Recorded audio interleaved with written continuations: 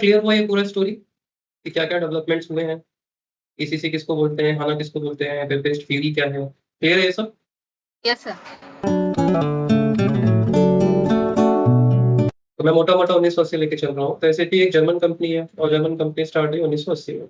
और करते-करते फिर एसएपी ने अलग-अलग सॉफ्टवेयर लॉन्च किए इसके अराउंड। तो पहले सिर्फ एक ही था, एसएपी सॉफ्टवेयर, जिसमें सिर्फ 4 मॉड्यूल थे। एक सेल्स का मॉड्यूल, एक फाइनेंस का मॉड्यूल और एक मटेरियल का मॉड्यूल। सिर्फ 3 ही मॉड्यूल था। एसएपी फीको, एसएपी एमएम और SAP ST, 3 module, 3 core module. उससे एसएपी स्टार्ट हुई थी। धीमे-धीमे एसएपी में अलग-अलग मॉड्यूल्स आते गए, डेवलपमेंट चलता चला गया। और ये अगर मैं लिखूँ कि लेट्स सपोज़ ये एसएपी है सॉफ्टवेयर, तो उन्होंने क्या किया कि इसके अराउंड भी ढेर सारे सॉफ्टवेयर डेवलप किए, ठीक है? इसके इन एंड अराउंड। इनका जो कोर है वो है एसएपी, तो इन्होंने क्या नाम दिया है एसएपी को?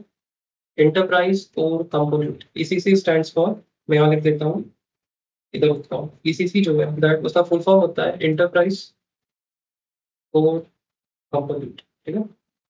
एंटरप्राइज़ मतलब कंपनी, कोर कंपोनेंट मतलब एसएपी। तो इसका पूरा नाम पड़ गया एसएपी ईसीसी। तो सब लेकर ऑन डेवलपमेंट। ये चलता रहा और करीब-करीब 2000 के आस-पास एसएपी थोड़ा पॉपुलर गेन होने लगा, पॉपुलैरिटी बढ़ने लगी। और इनिशियली तो केवल यूरोप में इम्प्लीमेंटेशन स्टार्ट हुआ क्योंकि जर्मन कंपनी था और धीमे-धीमे पॉपुलैरिटी बढ़ी तो यूएस में भी आया। यूएस में उनके कॉम्पिटिटर और भी थे। जैसे इसका कॉम्पिटिटर है जेडी एडवर्ड, जो कि यूएस का कंपनी है, इसने लॉन्च किया था। तो ऑब्वियसली वो लोकल सॉफ्टवेयर यूज़ करेंगे, तो यूएस में जेडी एडवर्ड ज़्यादा चलता था। उसके बाद एक बार्न था, जो कि मैन्युफैक्चरिंग के लिए बना था। एक आपका क्या बोलते हैं उसको, जेडी एडवर्ड, बार्न, माइक्रोसॉफ्ट डायनामिक्स और इनसे बड़ा था ओरेकल। ओरेकल का भी अपना एक ईआरपी है, ठीक है ना? ओरेकल का भी ईआरपी है। इनफैक्ट वो पुराना है, एसएपी बाद में आया है, ओरेकल अभी एसएपी, ओरेकल ईआरपी और पुराना है। तो ये सब कॉम्पिटिटर थे, लेकिन फिर एसएपी ने धीमे-धीमे मार्केट गेन करना स्टार्ट किया। तो उन्होंने इन बिटवीन अपना वर्जन्स लॉन्च किए। तो सपोज़ करो एसएपी ईसीसी 4.0, उसके बाद अगला आया ईसीसी 5.0, फिर 2006 में उन्होंने लॉन्च किया ईसीसी 6.0, 2006 में आया था। दैट टाइम इट वाज़ 6.0 और 6.0 में ही मेजर एनहांसमेंट आया। जो मेजर एनहांसमेंट था वो था न्यू जीएल कांसेप्ट, जो कि हम जानते हैं, right? Leading ledger, non leading ledger. पहले वो क्लासिकल जीएल था। क्लासिकल मतलब आपको अलग-अलग जीएल अकाउंट्स क्रिएट करने पड़ते थे। एक सेट ऑफ बुक्स के लिए पूरा एक सेट ऑफ जीएल अकाउंट, दूसरे बुक्स के लिए दूसरा जीएल अकाउंट, कैश अकाउंट के 2 अकाउंट, ट्रैवल अकाउंट के 2 अकाउंट, हर अकाउंट का 2 अकाउंट, क्योंकि आपको 2 रिपोर्टिंग करनी है। न्यू लेडजर में ऐसा नहीं है, आप वहाँ पे leading ledger, non leading ledger use करते हो। जीएल एक ही रहता है, लेडजर अलग-अलग होता है। तो न्यू लेडजर कांसेप्ट आया था 2006 में ईसीसी 6.0 में और यहाँ से एसएपी ने मार्केट गेन करना स्टार्ट किया तेज़ी से। फिर क्योंकि न्यू लेडजर आ गया तो कंपनीज़ का मंथ एंड रिपोर्टिंग फास्ट होने लगा। आपको अलग-अलग जो पैरेलल रिपोर्टिंग होती है वो अच्छा हो गया, आसान हो गया। लीडिंग का निकालोगे तो ग्रुप रिपोर्टिंग मिल जाएगी, नॉन लीडिंग का मिला लोगे तो लोकल रिपोर्टिंग मिल जाएगी। और यहाँ से उनका स्पीड बढ़ गया फिर मार्केट गेन करने का। और इसके बाद फिर उन्होंने स्टार्ट किया वर्ज़न्स लॉन्च करने, मतलब ये भी वर्ज़न है लेकिन 6 के अंदर ही उन्होंने जब ये 6 आया तो फिर एनहांसमेंट पैकेज जोड़ दिया इसमें। पहले आया एनहांसमेंट पैकेज 1, ठीक है? फिर और आगे बढ़े तो ईसीसी 6.0 एनहांसमेंट पैकेज 2, फिर और आगे बढ़े ईएचपी एनहांसमेंट पैकेज 3, इस तरह करते-करते एनहांसमेंट पैकेज 6, फिर 7, इस तरह करते-करते 8, ठीक है? ये सब चलता रहा तब तक, ये हो गया बात हमारा 2014 तक, ठीक है? 2014 तक ये सीन चलता रहा। और एसएपी क्या है, एक सॉफ्टवेयर है और सॉफ्टवेयर का डेटा डेटाबेस में स्टोर होता है। तो सपोज़ करो ये सॉफ्टवेयर है अगर, तो इसका डेटा कहीं डेटाबेस में स्टोर होगा जिसको हम टेबल के नाम से जानते हैं, राइट? टेबल्स होते हैं बेसिकली डेटाबेस। तो डेटाबेस उस समय क्या था? डेटाबेस था ओरेकल का। तो एसएपी सॉफ्टवेयर चलता था ओरेकल के ऊपर। तो इसका जो डेटाबेस था, जहाँ पे डेटा स्टोर हो रहा है, दैट वाज़ ओरेकल। तो मैं अगर यहाँ पे एक बॉडी बिठा दूँ, लेट्स से ये डेटाबेस है, जहाँ पे सारा डेटा स्टोर होगा। एसएपी में जितना भी डेटा जनरेट हो रहा है, सब इस डेटाबेस में स्टोर होगा। That was Oracle database.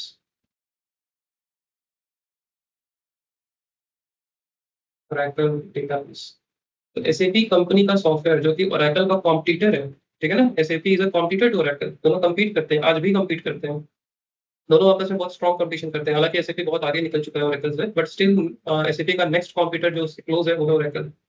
तो ओरेकल एसएपी कॉम्पिटिटर होने के बावजूद एसएपी के पास अपना खुद का डेटाबेस नहीं था। वो लोग ओरेकल का डेटाबेस यूज़ करते थे और ये चीज़ एसएपी के लिए अच्छी नहीं थी। तो वो चाहते थे कि हमारा पूरा इंडिपेंडेंट हो जाए, हम ओरेकल पे डिपेंडेंट ना रहें। और फिर 2016 में उन्होंने लॉन्च किया अपना खुद का डेटाबेस, जिसको बोला हाना डेटाबेस। इस समय आया हाना डेटाबेस। हाना डीबी। ठीक है, 2016 में सिर्फ डेटाबेस का इंप्रूवमेंट हुआ था। मतलब उन्होंने क्या किया, ओरेकल डेटाबेस को हटा करके अपना खुद का डेटाबेस बनाया, विच वाज हाना डेटाबेस। हाना का फुल फॉर्म मैं यहाँ लिखता हूँ। HANA stands for high performance analytical appliance.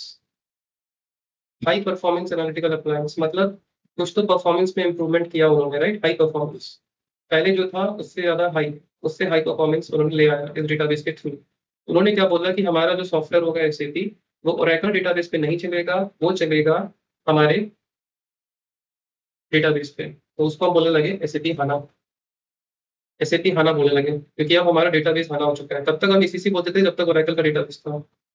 जब हमारा हाना का डेटाबेस आ गया, एसएपी ने लॉन्च कर लिया, खुद का डेटाबेस बना लिया, तो वो बोलने लगे एसएपी हाना। एसएपी हाना मतलब एसएपी सॉफ्टवेयर जो हाना डेटाबेस पे रन करेगी। और ये काम हुआ है 2016 में। और यहाँ पे वो नाम दे दिए एसएपी हाना।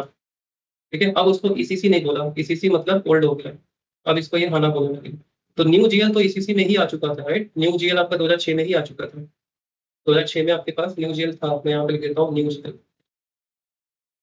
एक यहाँ मेजर इंप्रूवमेंट आया था और एक यहाँ मेजर इंप्रूवमेंट आया है जहाँ पे आपके पास हाना आ गया, एसएपी हाना 2016 में। तो हाना डेटाबेस आ गया। अब इन्होंने किया क्या कि डेटाबेस में कुछ चेंजेस किए जिससे कि एसएपी सुपर फास्ट हो गया। क्योंकि पहले क्या होता था, इनफैक्ट अगर मेरे मशीन में मेरे सॉफ्टवेयर की बात करोगे, तो किसी भी सॉफ्टवेयर में क्या होगा कि मैं अगर कुछ कर रहा हूँ एक्सेल शीट पे, तो एक्सेल शीट पे मैं कमांड दे रहा हूँ, वो जा रहा है मेमोरी में, मेमोरी में वो रीड कर रहा है और फिर वो डेटा लेके आ रहा है। मतलब ये ऐसा था कि आप कुछ इंस्ट्रक्शन दो, कमांड दो जो आपको करना है, और यहाँ पे एक होगा रैम और एक होता है रोम। आपने शायद स्कूल टाइम या कॉलेज टाइम में पढ़ा होगा रैम रोम। रैम जो होता है वो फास्ट होता है, रोम जो होता है वो स्लो होता है। ठीक है, read only memory, random access memory. तो ये जो होता है ये स्लो होता है। कमांड जब देते हो तो पहले वो रैम में जाता है, कमांड गोस टू रैम। ठीक है, जहाँ पे आपका बेसिकली प्रोग्राम लिखा हुआ है। ठीक है, देन और ये जो रॉम है ये है डेटाबेस, वहाँ पे डेटा को स्टोर करते हो।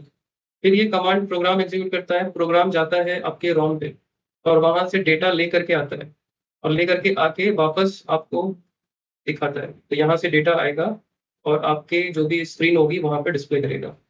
ठीक है, तो ये इस तरह से प्रोसेस है, डेटा वहां से यहाँ आएगा फिर यहाँ से आपके पास आएगा। ठीक है, ये ओल्ड सिस्टम था बिफोर हाना। ओरेकल में ऐसा था, कमांड दोगे, एक फास्ट वाली मेमोरी होगी फिर एक स्लो वाली मेमोरी, जैसे लैपटॉप में होता है, राइट। मेरे लैपटॉप में 8 GB का है, 8 GB रैम। आप में भी ऐसे ही कुछ होगा। लेकिन स्पेस की बात करोगे तो मेरे में 512 GB का स्पेस है। That is wrong. तो मैं बड़ी बड़ी फाइल्स जो स्टोर कर रहा हूँ वो सब इधर स्टोर हो रही है, लेकिन मेरे जो ऑपरेटिंग सिस्टम है वो यहाँ स्टोर्ड है। तो ऑपरेटिंग सिस्टम मतलब प्रोग्राम जो रन करेगा। इंस्ट्रक्शन हम दे रहे हैं अपने लैपटॉप पे अपनी स्क्रीन के थ्रू, डबल क्लिक कर रहा हूँ, राइट क्लिक कर रहा हूँ, राइट। तो वो जा रहा है ऑपरेटिंग सिस्टम के थ्रू, वो जा रहा है डेटाबेस में, वहां से डेटा लेके आता है और हमें डिस्प्ले करता है। तो नॉर्मल ऐसा ही काम था हमारा, जो अभी भी हमारे लैपटॉप पे यही हो रहा है, आप सबके लैपटॉप पे यही हो रहा है। खाना में क्या किया इन्होंने, इन्होंने बोला एक काम करते हैं, हम लोग ये वाला चक्कर ही खत्म करते हैं। हम एक काम करेंगे कि आप कमांड दो, आप कमांड दो, वो कमांड जाएगा डेटा लेने के लिए, वो कमांड निकलेगा, कहाँ जाएगा, मेमोरी में। ये जो हमारी रैम बोल रहे हैं हम लोग इसको, रैम में जाएगा। यहीं पे हमारा ऑपरेटिंग सिस्टम है, मतलब प्रोग्राम है। ठीक है, हम एक काम करते हैं, हम इसी को जो 8 GB है उसी को बढ़ा के मैं 10 TB कर देता हूँ। मेरा रैम ही 10 TB का हो गया, 10 TB का। इमेजिन करो आपके लैपटॉप में जो रैम 8 GB का है वो हटा करके 10 TB का लगा दो, स्पीड धुआंधार हो जाएगी, राइट। आपकी सुपर डुपर स्पीड हो जाएगी। वही काम एसएपी ने किया है। एसएपी ने क्या बोला कि हमारा जो डेटाबेस है वो पूरा का पूरा रैम ही है, उसमें कोई अलग से स्लो वाली मेमोरी है ही नहीं, हार्ड डिस्क है ही नहीं। इसी को बोलते थे हम हार्ड डिस्क, राइट। इसी को आप बोलते हो रॉम, इसी को बोलते हो हार्ड डिस्क, जो लैपटॉप में होता है, जिसको आप एसएसडी बोलते हो ना, एसएसडी या डीडीआर जो भी होता है हार्ड डिस्क। तो एसएपी ने बोला कि हम वो यूज ही नहीं करेंगे, हम सीधा सीधा अपना जो रैम है उसी को सुपर डुपर बढ़ा लेंगे, 10 TB कर देंगे, 100 TB कर देंगे, और एसएपी वहीं पे इंस्टॉल करेंगे और डेटा भी वहीं पे स्टोर करेंगे। तो डेटा बेस भी यहीं पे स्टोर्ड है। तो हमारा डेटा बेस भी यही है, हमारा प्रोग्राम भी यहीं पे है। ठीक है, तो हमारा जो मेमोरी है, मतलब रैम, रैम को ही मेमोरी बोलते हैं। तो हमारा जो मेमोरी है उसी में डेटा स्टोर्ड है। तो इसको हम बोलते हैं इन मेमोरी डेटाबेस, इन मेमोरी डेटाबेस। ठीक है, इन मेमोरी डेटाबेस का मतलब है कि ये जो मेमोरी है हमारी 10 TB की, उसी में एसएपी इंस्टॉल्ड है और उसी में डेटा भी स्टोर हो रहा है।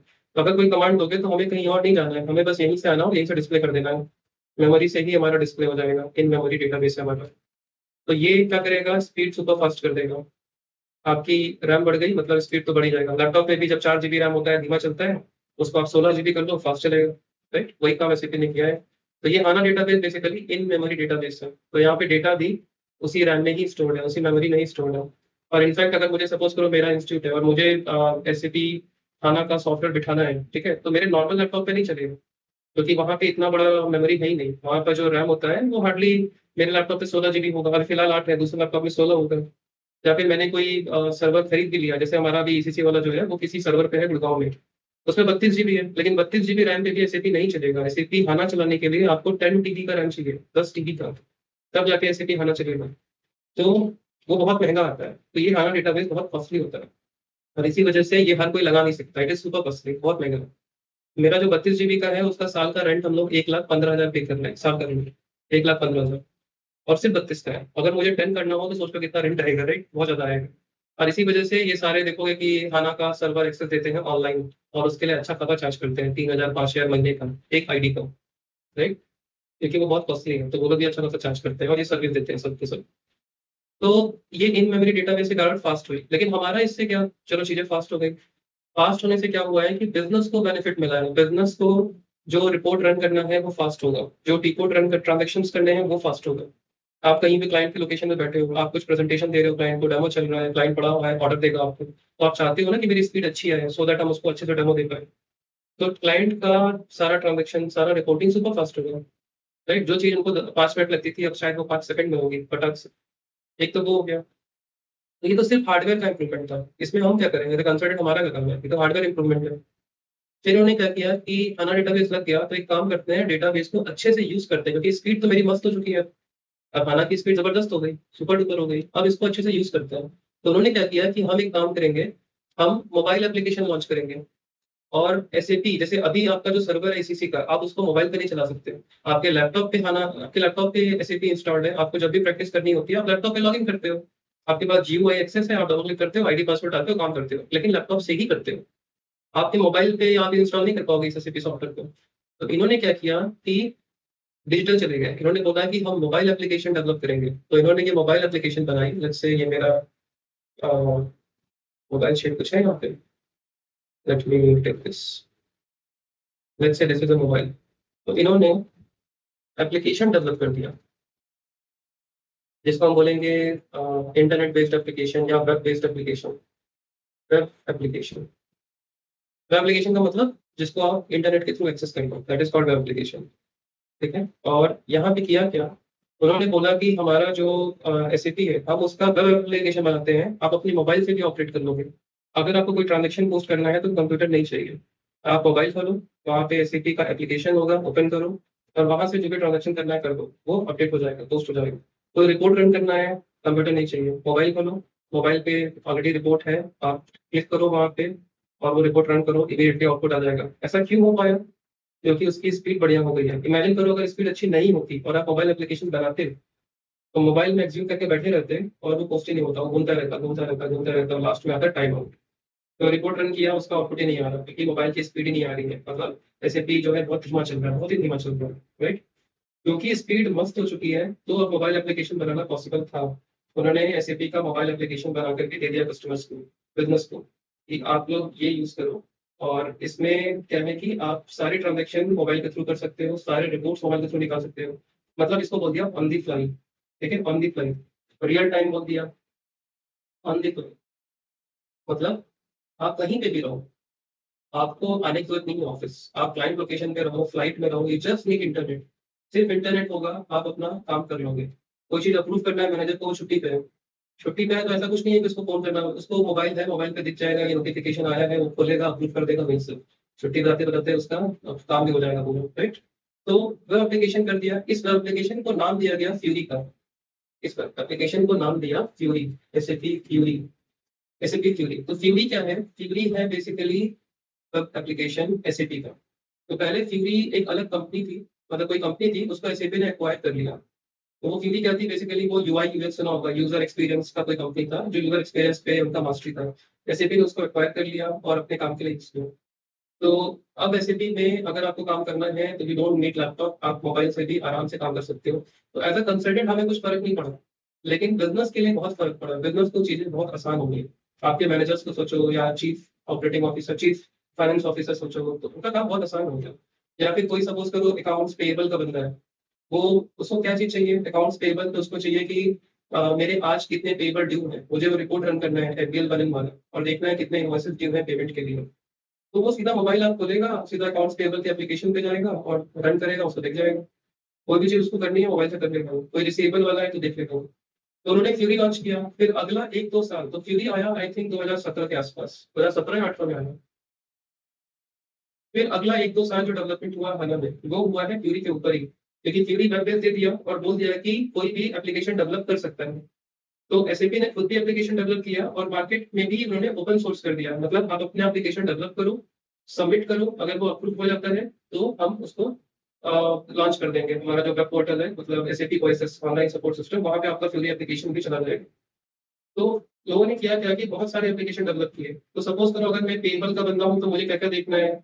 अगर मेरा ये मोबाइल स्क्रीन है इतना बड़ा, मैं मोबाइल स्क्रीन है, तो मैं चाहूंगा कि जैसे ही मैं एप्लीकेशन खोलूं मुझे यहाँ पे दिख जाए कि आज का पेएबल अमाउंट कितना है और टॉप 10 पेएबल कौन कौन से है। मुझे यहाँ पे दिख जाए कि कितने लोगों का इनवॉइस ओवर ड्यू हो रखा है, राइट, जिसको हमने पे नहीं किया है, काफी मोर देन 50 डेज ड्यू हो गया। मुझे यहाँ पे दिख जाए कि मेरा बैलेंस है कितना बैंक में, क्योंकि जब मैं पे करूंगा तो मुझे पता रहना चाहिए ना उतना बैलेंस है मेरे पास। मुझे यहाँ पे कोई और इन्फॉर्मेशन चाहिए, सपोज करो कितने हैं जो मैंने अप्रूवल के लिए भेजे हैं लेकिन अप्रूव नहीं हुआ है, वो यहाँ पे दिख जाए मेरे अप्रूवल लेटर जो मैंने भेजे हैं, मान लो उसके मैनेजर को भेजता है। तो मैं मोबाइल खोलूँ तो मुझे ऐसा दिख जाए, तो इनको बोलते हैं टाइल्स। क्या बोलते हैं? टाइल्स। ठीक है, टाइल्स। तो आप किसी भी टाइल में कोई भी एप्लीकेशन यूज कर सकते हो। तो फ्यूरी में लोगों ने बहुत सारे एप्लीकेशन क्रिएट किए। तो अगर आपको बैलेंसेस देखने का है तो वो बैलेंसेस वाला यहाँ पे एप्लीकेशन दिखेगा। अगर आपको अप्रूवल देखना है तो यहाँ पे दिख जाए, बैंक बैलेंस देखना है यहाँ पे दिख जाए, जो पेमेंट किया था वो बैंक से क्लियर हुआ कि नहीं वो यहाँ पे दिख जाए। तो सबके लिए अलग अलग छोटे छोटे एप्लीकेशन है। जैसे आप मोबाइल जब नया खरीदते हो तो आप सॉफ्टवेयर इंस्टॉल करते हो, तो आप जाते हो गूगल प्ले पे, और गूगल प्ले से जाकर के जो चाहिए, व्हाट्सएप चाहिए डाउनलोड इंस्टॉल, फेसबुक चाहिए डाउनलोड इंस्टॉल, लिंक्डइन चाहिए डाउनलोड इंस्टॉल है। वैसे ही यहाँ पे आपके रोल के हिसाब से, मैं अकाउंट्स पेबल का हूँ तो मुझे क्या क्या चाहिए, मुझे उन चीजों का एक्सेस होगा, मैं वो वाले एप्लीकेशन को इंस्टॉल कर लूंगा अपने मोबाइल पे, क्योंकि ये एक्सेस बेस्ड होता है, मतलब अप्रूवल बेस्ड। अगर मैं एपी का हूँ, पेबल का हूँ, तो मुझे कुछ एप्लीकेशन के एक्सेस होंगे, कुछ 10-15। अब उनमें से मैं वो सारे एप्लीकेशन यूज कर पाऊंगा। कोई रिसीवेबल का है तो उसको डिफरेंट 10-15 एप्लीकेशन, कोई बैंकिंग का है, बैंक रिकंसिलेशन करता है, उसके लिए 4-6 एप्लीकेशन, वो अपने मोबाइल पे वो 4-6 एप्लीकेशन इंस्टॉल कर लेगा, राइट। तो वो साल 2 साल तक यही चलता रहा फ्री में डेवलपमेंट। उसके बाद फिर जब इन्होंने 2016 में खाना में डेटाबेस में इम्प्रूवमेंट किया, फिर उन्होंने जो सोचा कि मार्केट में चलो पुश करते हैं, लोगों को बोलते हैं कस्टमर्स को, तुम हाना पे आ जाओ, हाना पे आ जाओ, क्योंकि हम हाना नया लेके आए हैं, बहुत पैसा खर्च किया है, 10-20 साल से डेवलपमेंट चल रही थी, अब जाकर के मार्केट में हम लॉन्च किए हैं। तो कस्टमर को पुश करने लगे कि आप लोग ईसीसी से हाना पे आ जाओ। तो कुछ कस्टमर्स ने कोशिश की लेकिन उनको बहुत सारी प्रॉब्लम्स आई, क्योंकि हाना में बहुत सारे बग थे, बहुत सारे बग मतलब इश्यूज, प्रॉब्लम्स। तो कस्टमर्स ने, सॉरी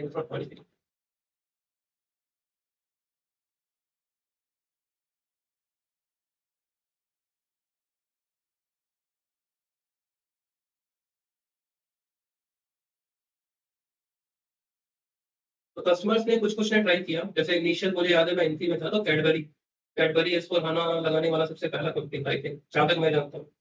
बड़ी कंपनी है, छोटी जहाँ कुछ होगा, बड़ी कंपनी में Cadbury was one of the first ones. तो एसीपी जब लगाया उन्होंने हाना तो बहुत सारे इशूज आए, इतना आसान स्मूथ प्रोजेक्ट नहीं था वो, बहुत सारे बग आते थे, तो लोग एसीपी को रेस करते थे। फिर एसीपी अपना सोल्यूशन भेजता था, फिर ये ओएसएस पे लॉगिन करके एसीपी के पोर्टल पे वहां से डाउनलोड करते थे और इंस्टॉल करते थे। बग फिक्स हुआ, फिर नया हुआ, फिर कुछ कुछ बहुत बहुत प्रॉब्लम्स थी।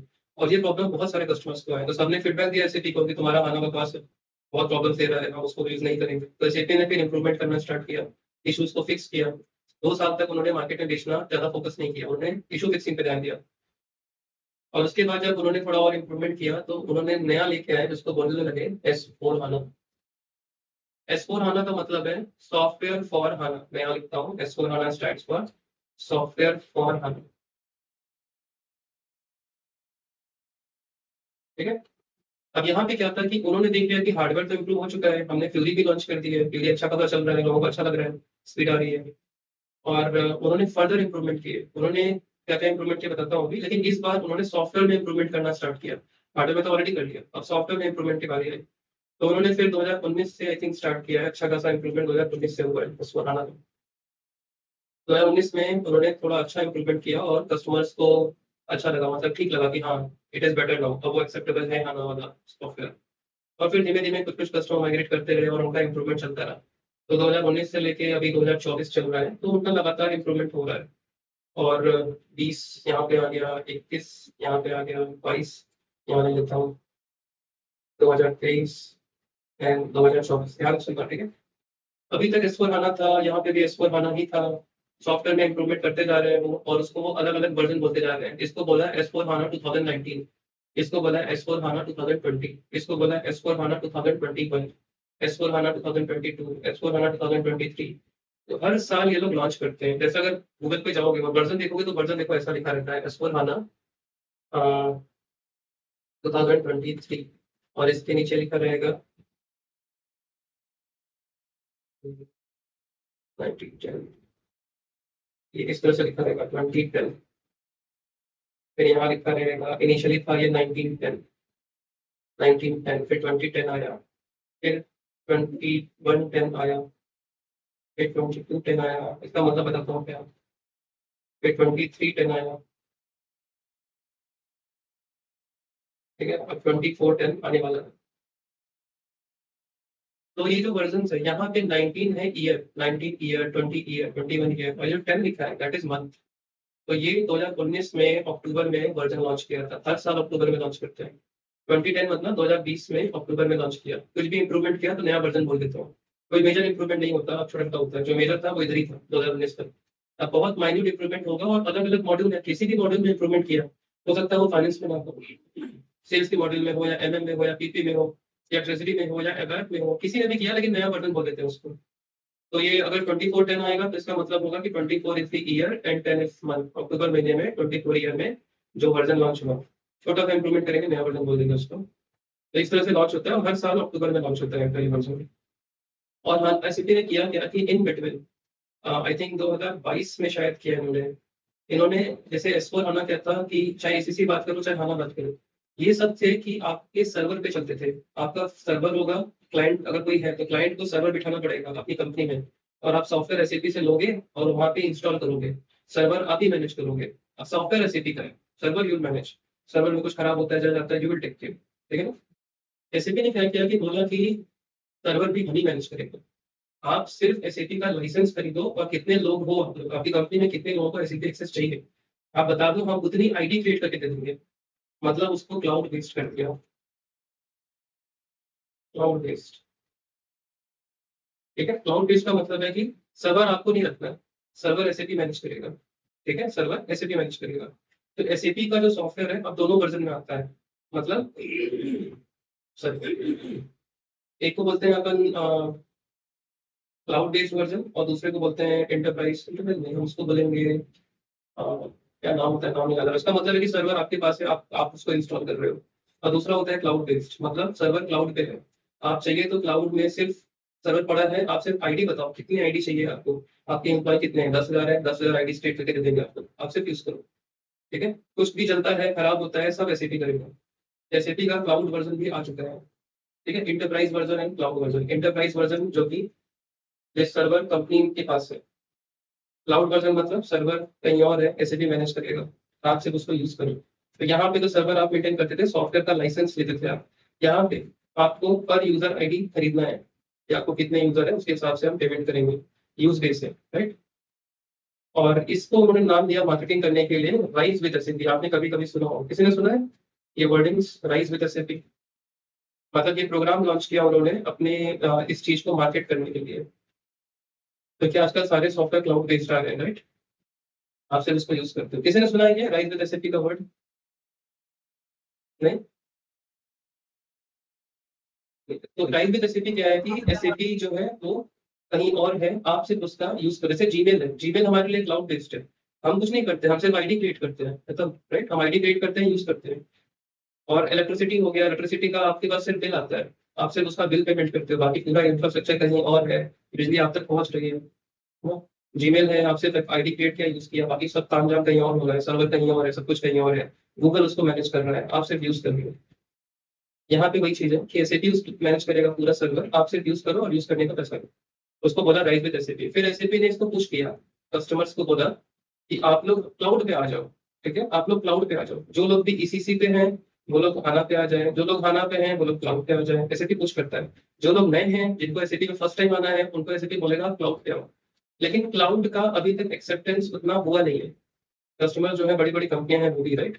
तो वो पूरा सब कुछ देख के ही मूव करती हैं और ये एक बहुत बड़ा इन्वेस्टमेंट होता है। मतलब अगर आपको सपोज़ करो ईसीसी है, आप बहुत पहले इंस्टॉल किए थे एसएपी 2006 के पहले, तो आपके पास ईसीसी था और अब आपको हना पे आना है आफ्टर 10 इयर्स, तो इतना आसान नहीं होगा, बहुत बड़ा प्रोजेक्ट बनेगा, करीब-करीब साल भर का, तब जाकर ये सारी चीज़ें हना पे आ पाएँगी, साल भर का, बहुत बड़ा इन्वेस्टमेंट आएगा, खर्चा आएगा।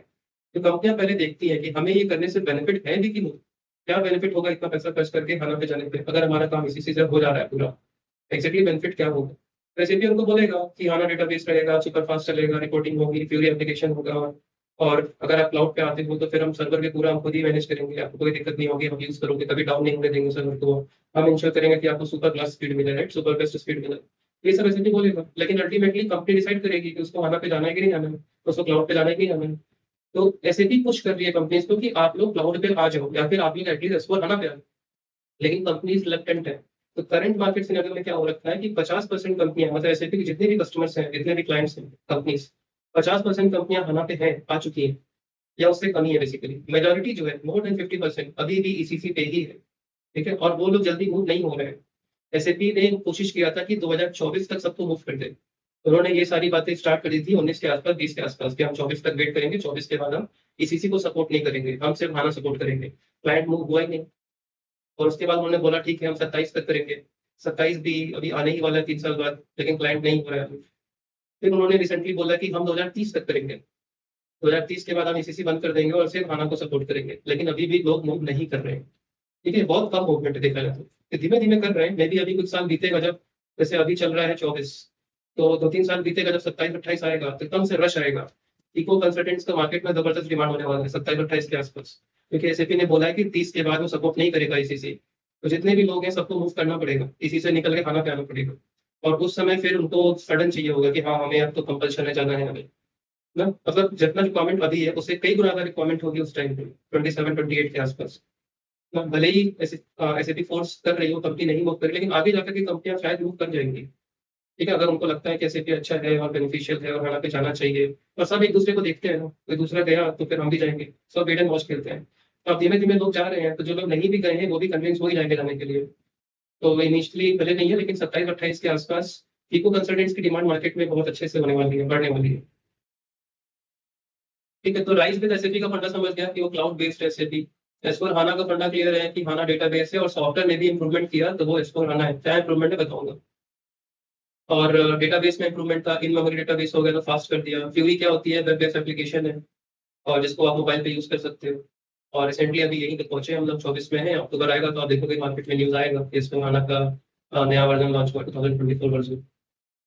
अब बात करते हैं एस/4HANA में चेंजेस क्या-क्या हुए हैं, ठीक है?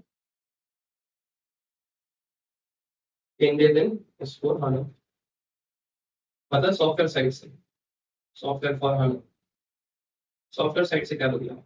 तो ऊपर वाला क्लियर हुआ ये पूरा स्टोरी कि क्या-क्या डेवलपमेंट्स हुए हैं, ईसीसी किसको बोलते हैं, HANA किसको बोलते हैं, वेब बेस्ड थ्योरी क्या है? क्लियर है ये सब? Yes sir. हाँ, मैं नीचे आता हूँ। अब देखो HANA में चेंजेस क्या हो गए हैं, तो हार्डवेयर का इम्प्रूवमेंट हो गया, अब सॉफ्टवेयर में इम्प्रूवमेंट चाहिए।